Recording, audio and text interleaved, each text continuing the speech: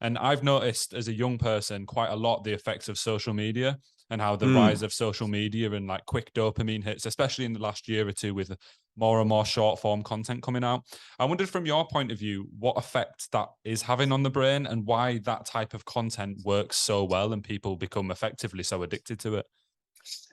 Yeah, it's an intriguing one because I think a lot of people ask me like, "Oh, what's the long-term effect of social media on the brain?" And it's impossible to say because, technically speaking, in human lifespan terms, there hasn't been a long term yet. We are still in the medium term. Like we only have sorry, someone who's 20 now has lived throughout the digital age. The internet's been around, but so social media has only become like the default norm of life for like 10 years now. Say, being generous. So 2010 was like everyone had a Facebook and Twitter account or some sort of thing. So yeah, so we haven't seen like the long-term impact of it because the long term is yet to happen.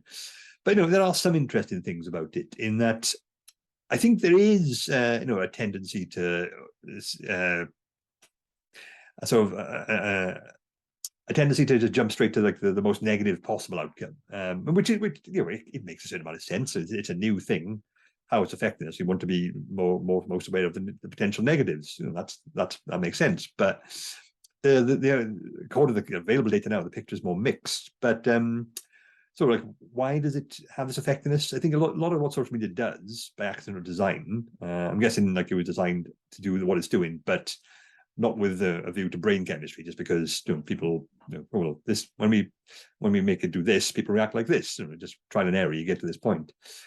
But it does tick a lot of boxes the human brain has, but with minimal effort and sort of maximum reward, and in way which is the brain really likes. So first and foremost, the human brain is extremely social. Like so much of our brain has evolved to facilitate and maintain and reward social interaction, positive social interaction, because that's our power, that's our strength. We are the most social species. Like scientists class us as an ultra social species. So even compared to like termite mounds or insect colonies, our most populous cities are more densely populated than them. We, despite all the stuff you see in the news or anywhere online, humans put up with each other better than any other species. We don't have to like each other, but just you walk through a street and there's like 20,000 people around you, just like in a football crowd. You're not like, some people would be panicked, but anyway, that's not like going to cause you into a screaming meltdown. You start fighting people.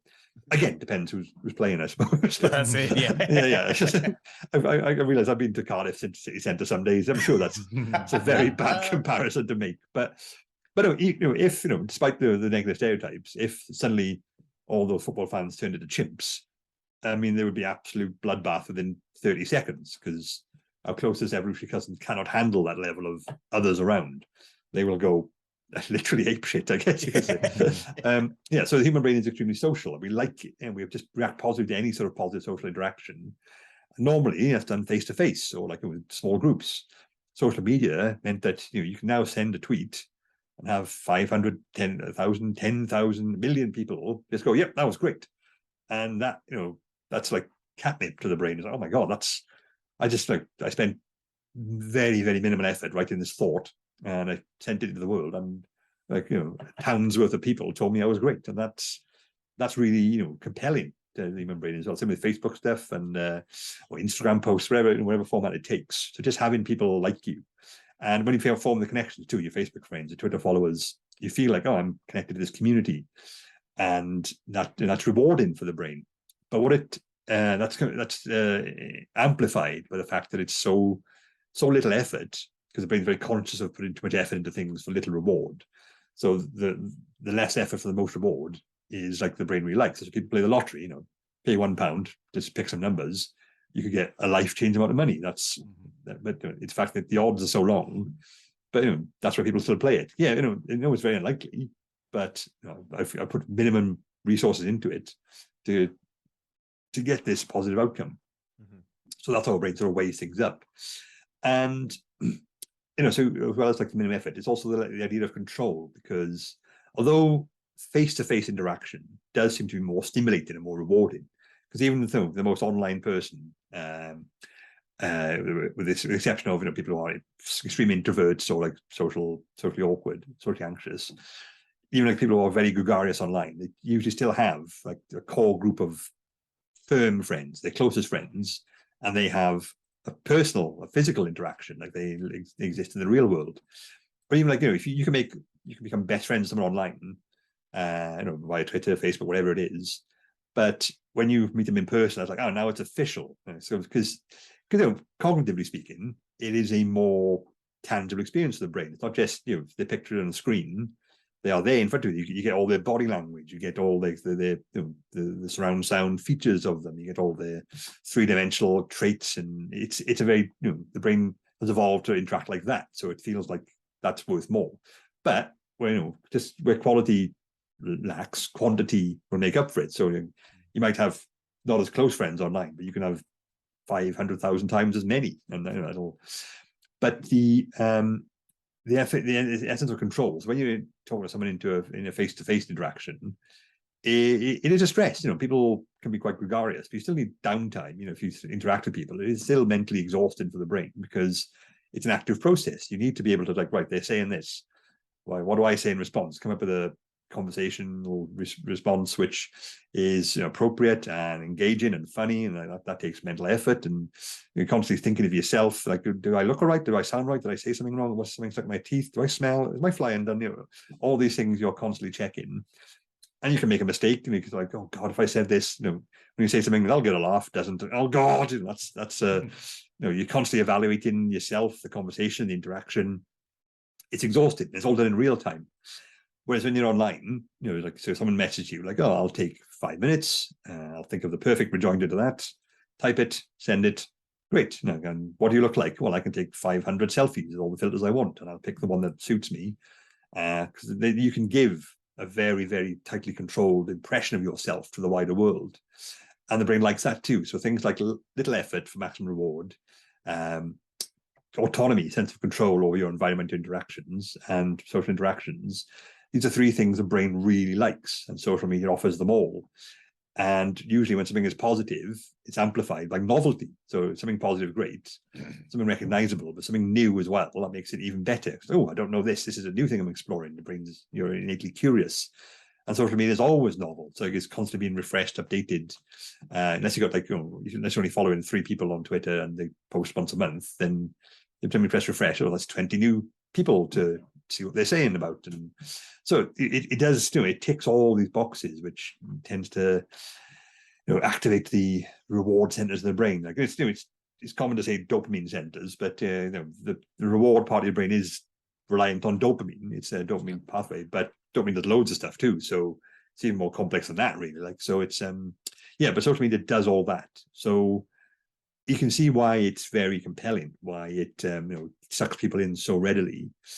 What harm is it doing? That's harder to say. I mean, I think when someone's looking at it, engrossed in it, it can be disruptive to their sleep. It's constantly offering. There's no end to it. It's like a book. You can put a book down, and they go, "Oh, that'll be the same tomorrow."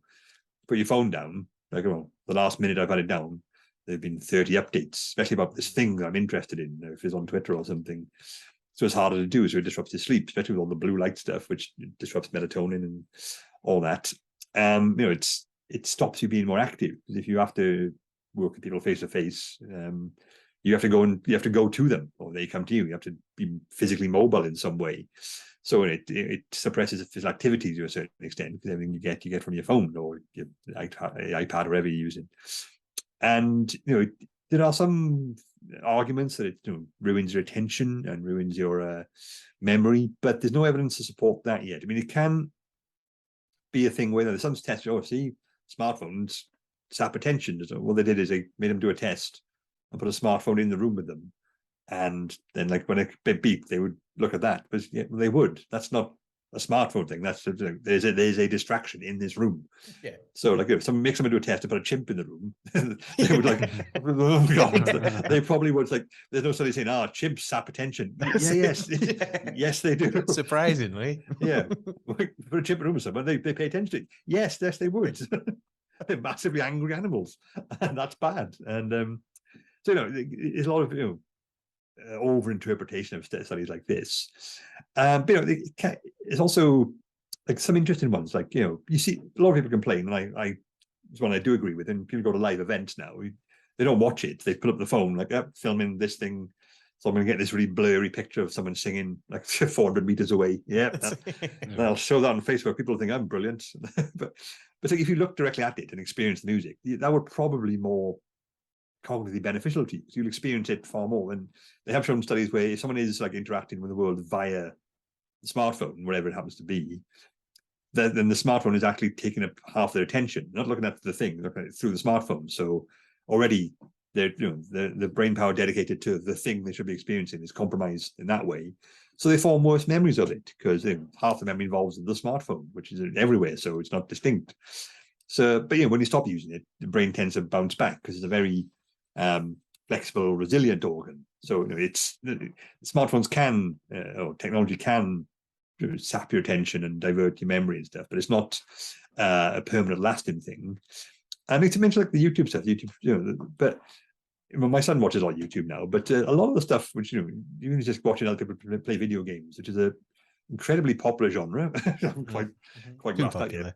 Yeah, but some of these like a 35, 40 an hour long, those ones tend to go on for quite a while, and that seems to be the norm now, and that's interesting, to know. So they don't want just like a quick burst of novelty and then a next thing.